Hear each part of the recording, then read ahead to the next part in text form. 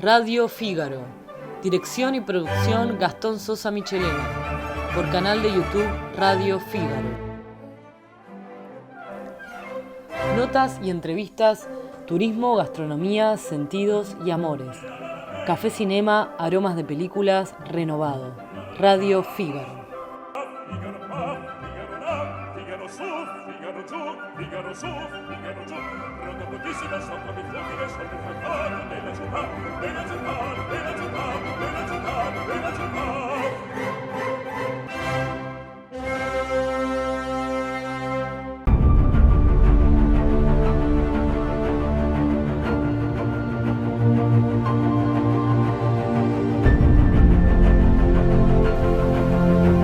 Radio Fígaro presenta la columna especial de Café Cinema, conducido por Gastón Sosa Michelena.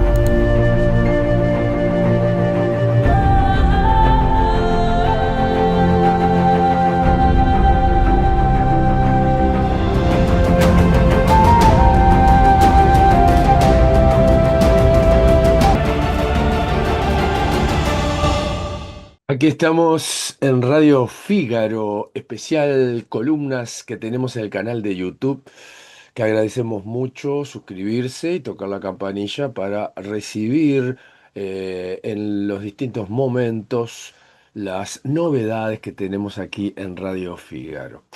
En esta oportunidad, una columna muy especial, novedosa, inaugurando este espacio de Derecho y Literatura. Estaremos con Luis Meliante.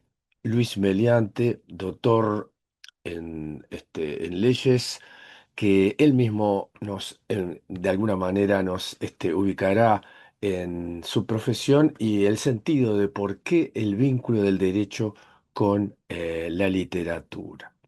Vamos pues tras el currículum de Luis Meliante. Luis Helios Meliante Garcé, doctor en Derecho y Ciencias Sociales por la Facultad de Derecho de la Universidad de la República.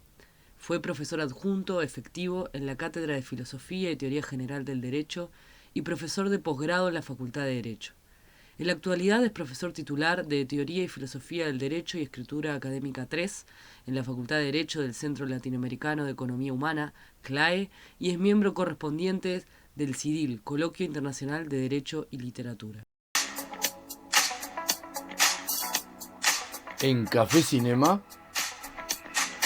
la entrevista.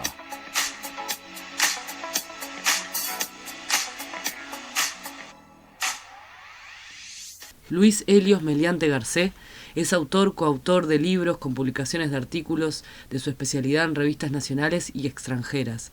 Dirige el grupo de investigación sobre Derecho y Literatura en Gridelum. Bueno, ¿qué tal, Luis? ¿Cómo estás? ¿Cómo andás, Gastón? Bueno, tanto tiempo, un gusto que estés acá en casa conmigo. Bueno, de verdad, en nuestro Maldonado, ¿no? Maldonado, Ahí está. Sí. Aunque en realidad somos pan de azúcar. De pan de azúcar. Ahí está. Bueno, muchas gracias por recibir en tu hogar, un cálido hogar, muy lindo. Acá, miren lo que es esto, maravilloso. Pero aunque estuviera apagado, la calidad de Luis es suficiente. Bueno, ¿qué tal, Luis? Bien, bien, por suerte. Bueno, así que contame un poco desde Pan de Azúcar, porque ibas a Pan de Azúcar al liceo, después fuiste a San Carlos, ¿verdad? Sí, yo hice toda la parte de lo que sería hoy quinto y sexto de secundaria, que en aquel momento era preparatorio, se llamaba, la hice en San Carlos, en el Liceo de San Carlos. Bien. Y de ahí me fui para Montevideo. A hacer la universidad. Sí, sí. Ahí está. Bueno, la gente a veces no sé si confunde, dice abogado, jurista, doctor. Bueno, ¿cuál es el término? El título nuestro, por lo menos en el plan que yo me recibí, en la UDELAR, sí, UDELAR. Es doctor en Derecho y Ciencias Sociales. Ajá. Ese es el título completo. Y podemos ejercer la abogacía, ¿ah? En ese caso, que era un poco la profesión que yo efectivamente desarrollé. Bien. Sin perjuicio después de haber hecho todo un curso de pedagogía y metodología en la universidad, para la docencia universitaria. Qué buena cosa esa, ¿no? La universidad, Sí, que, sí, que los profesores no sean solo conocimientos, Sí, sino sí. tengan cómo llegarle al alumno, cómo atraerle, Sí, ¿no? sí. Yo estoy muy agradecido con la Universidad de la República realmente porque me dio muchísimas cosas. Claro, sin duda, sin duda. Sí. Y decime, y eso es el derecho, pero la otra disciplina que nos atrapa en Café Cinema Ajá. es la de la literatura. Empecemos por lo primero. ¿Leías de niño en la escuela Siempre algún otro libro que siempre te diera fui la muy maestra? lector, Sí, siempre fui muy lector, ¿viste? sí, Leía- fuiste armando tu Mira, biblioteca. Te digo más, recuerdo que mi madre siempre a veces me decía, no leas tanto, ¿por qué no salís a tomar sol? Mirá vos. Yo me quedaba, cuando estaba en Pan de Azúcar, que bueno, que Sí. tú sabes que yo viví con mi tía, Sí, ¿ya? Muchos años, también me pasaba lo mismo.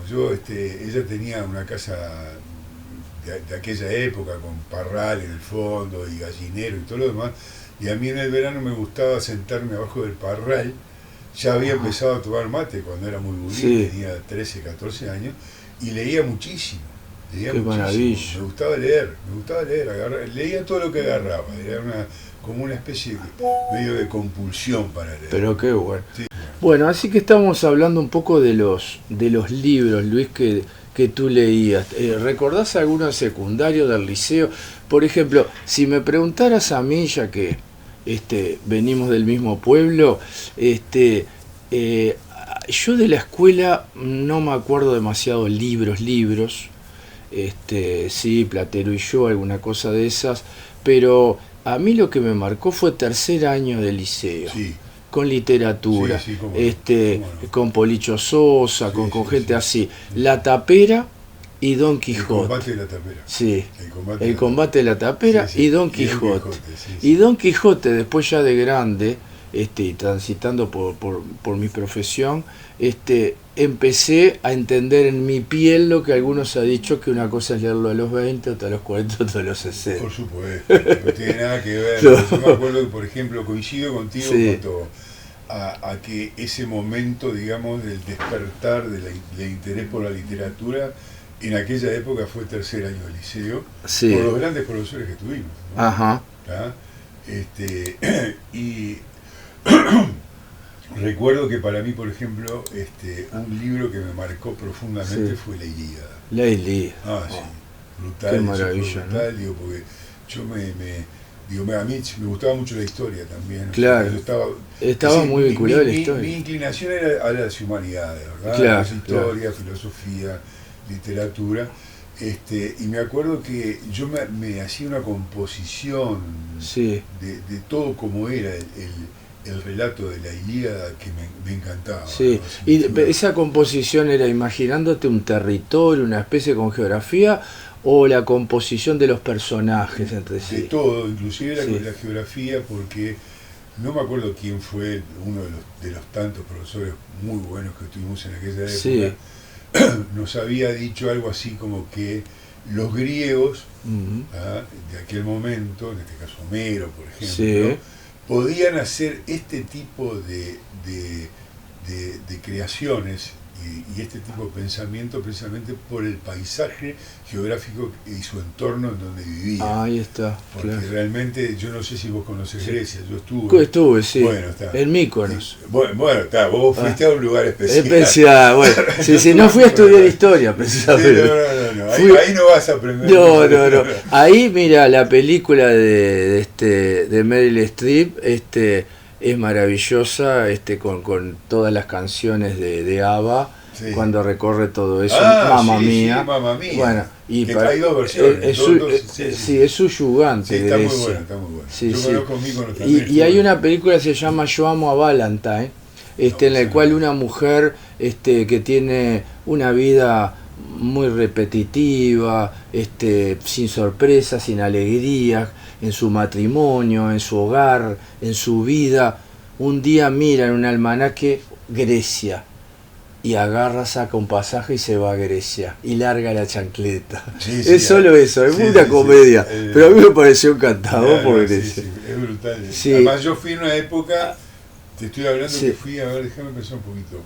Yo fui a Grecia, creo que fue en el año 2002, 2004, por Ajá. ahí, donde todavía no había tenido el break económico ese que hubo, ¿te acordás? Sí, Que hubo tremendo, un un corte, tremendo, sí. problemas sociales. Sí. En aquel momento todavía era... ¿no? ¿Y ahí que estuviste en Atenas? Estuve en Atenas, estuve en Mykonos, estuve Mykonos. también en otras islas, Otras, ¿no? sí. Sí.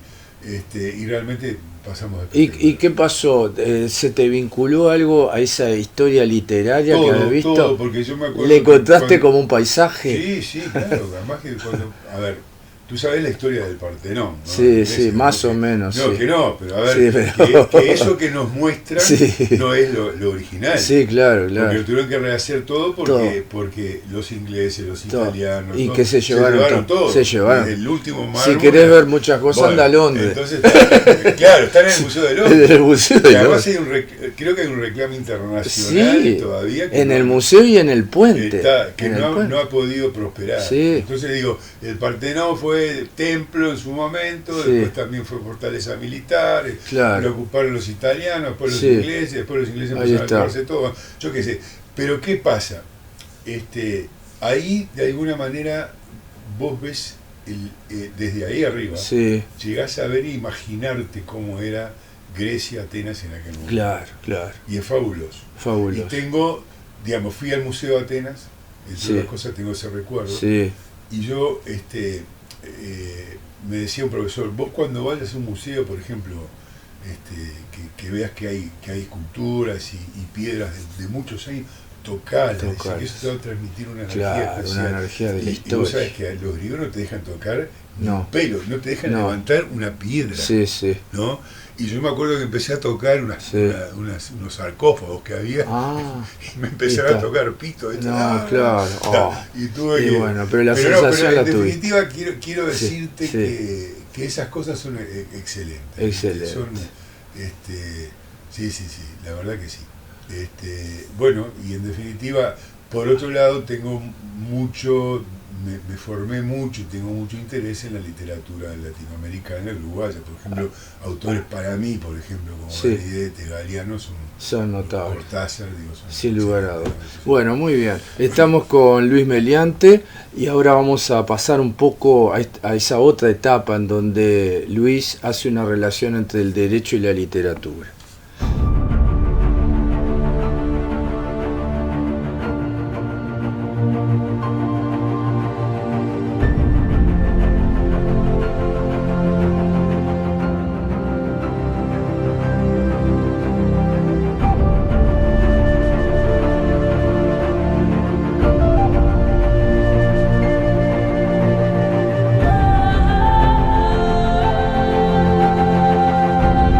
Bueno, sin duda que cuando uno piensa en alguien vinculado a las leyes, doctor y además profesor de la universidad, piensa en algo más frío, articulado, reglado, eh, pero de alguna manera uno piensa que para hacer justamente esos textos hay que articular palabras, conceptos, sentidos, y ahí viene una narrativa. Tal vez por ahí haya algún elemento que toca con la literatura cuando busca también su expresión y utiliza la narrativa. Empiezan a darse esas intersecciones vinculantes. Eh, Uno pensaría que el abogado busca en este caso la literatura como una fuente narrativa para introducirse en determinados casos reales de la vida real.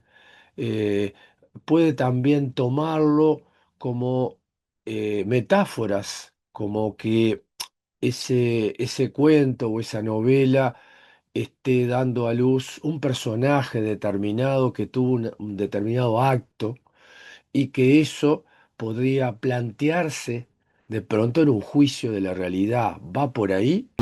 En realidad, el nexo es de distinto tipo, Sí. porque yo no quiero ser muy abstracto en lo que te voy a decir, A ver. pero una cosa es, digamos, que uno puede mirar la relación derecho y literatura desde tres ángulos, A ver. para decirlo brevemente.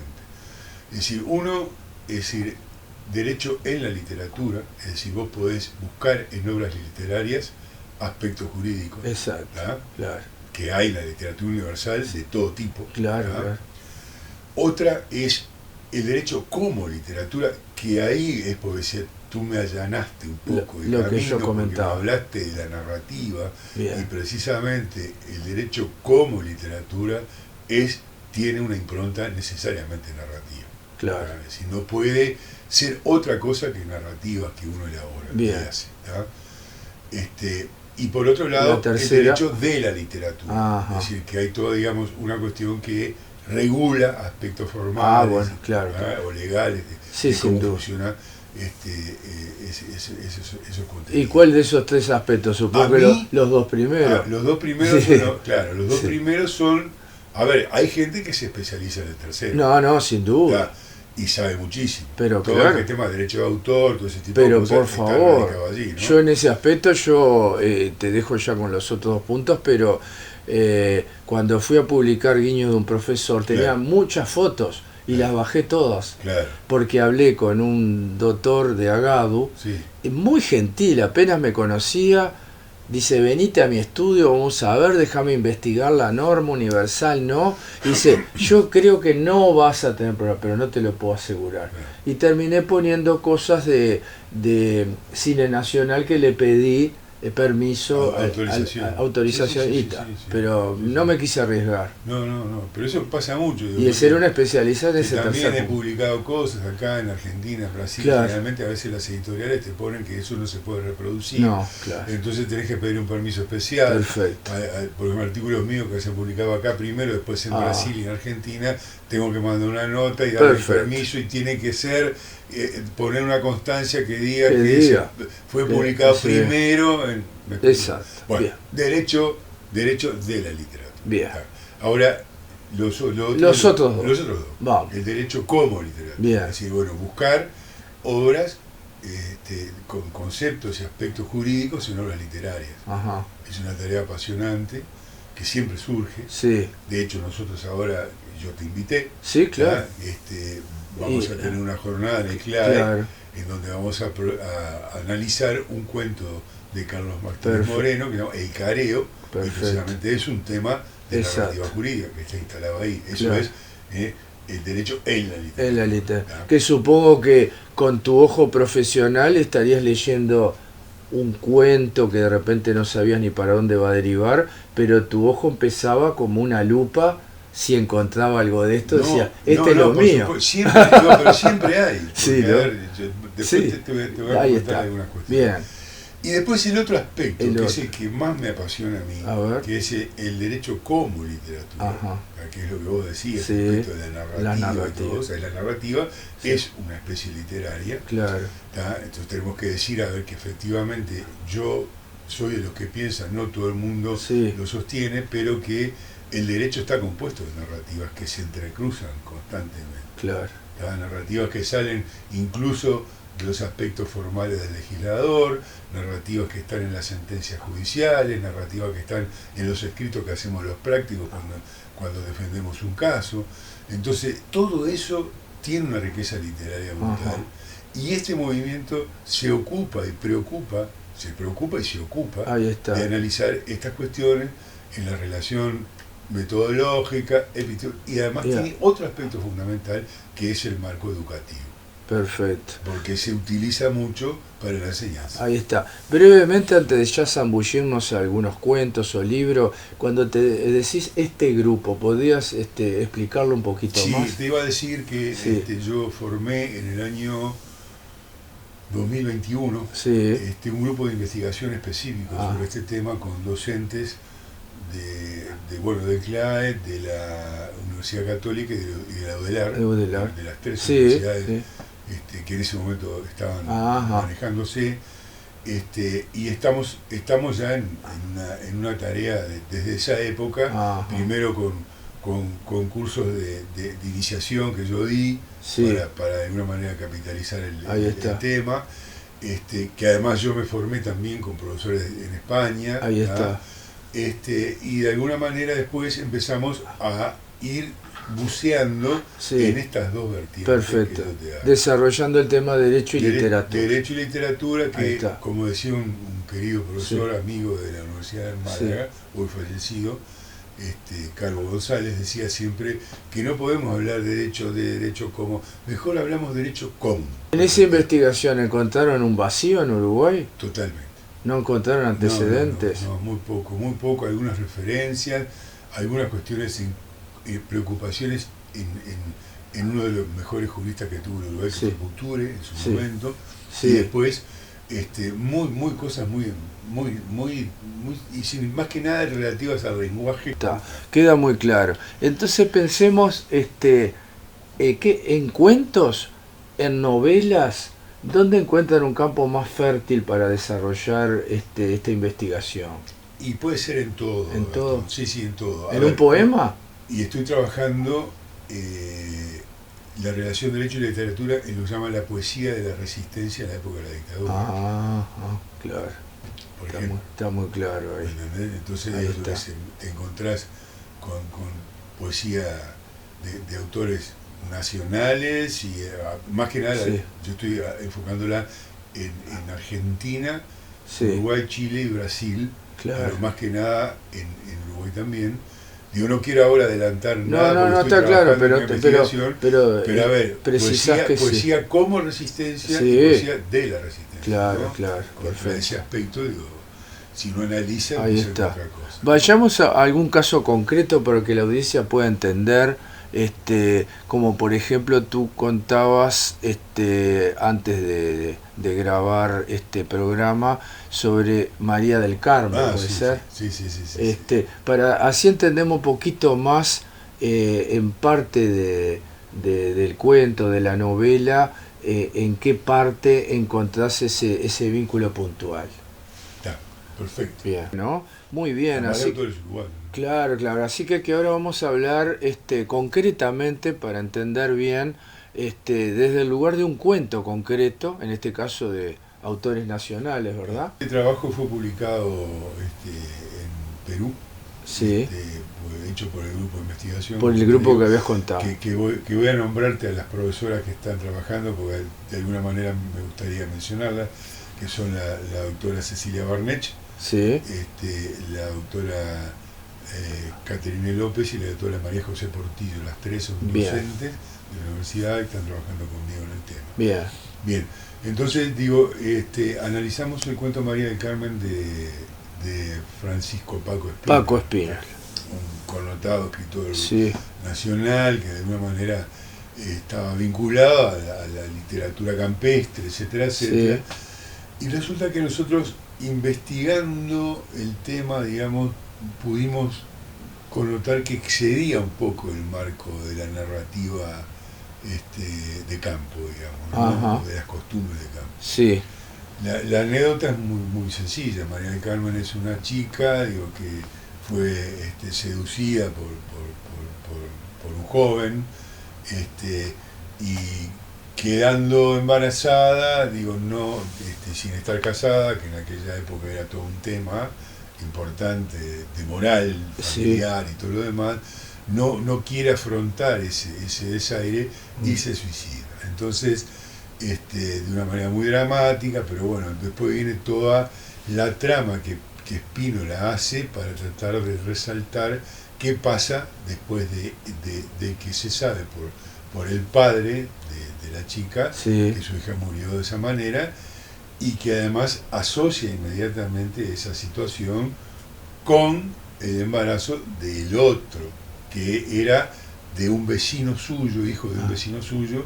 Eran vecinos en el interior profundo de nuestro país. encontrando un responsable. Claro. Y ahí Entonces, y ahí viene el tema de la justicia, porque ¿qué es lo que, fíjense, la trama es brutal, por eso nosotros lo vinculamos mucho con una cuestión del surrealismo, literario realmente, que no me puedo extender mucho porque sería irme de tema, pero de cómo juega el campo jurídico acá, perfectamente lo puedo decir. Digo, una trama en donde de alguna manera se busca por los protagonistas resarcir la ofensa. ¿Cómo se hace? Bueno, el padre de la novia, muerta, bajo una amenaza muy concreta, le obliga al novio, al que era, digamos, que fue al responsable del hecho, a casarse estando muerta. a casarse con la muerte. Con la muerta. Para después que termina la boda, que además para eso convoca al juez de paz del lugar y lo amenaza y logra que más allá de la resistencia que tiene, haga un casamiento. Que se comprometa con eso. Y también al cura. A todo. A todo. Logró que las fuerzas sociales. Que fuera una boda. Sí. Entonces, y termina finalmente matando, en el momento que los declara marido y mujer, el juez mata al causante, digamos, del agravio. Ajá. Quien muere allí, y después le dice a su compadre, que era el padre de este chico, que también saca el cuchillo, si quiere máteme porque yo ya hice justicia. Ajá. ¿Me entiendes? Entonces, de alguna manera, fíjate todas las cuestiones que eso implica para lo jurídico como una perspectiva de abordaje del tema. Sí, todo lo que implica. Casarse con una muerta, luego ver, presenciar un asesinato. Un asesinato, un duelo en ciernes que se aborta, que además termina, digamos, el padre del novio que podía matar a quien mató a su hijo también, dice, no, tiene razón, se hizo justicia. Es decir, la justicia de aquel momento, de aquella época, de aquel lugar. Hay que ver ese contexto histórico, ¿no?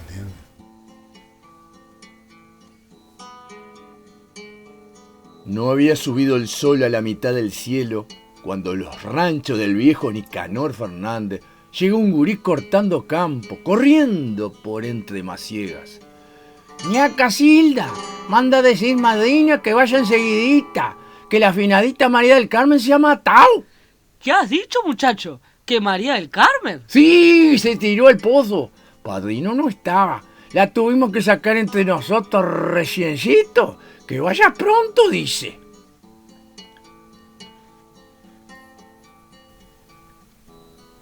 Es así que en un momento llega el desenlace final.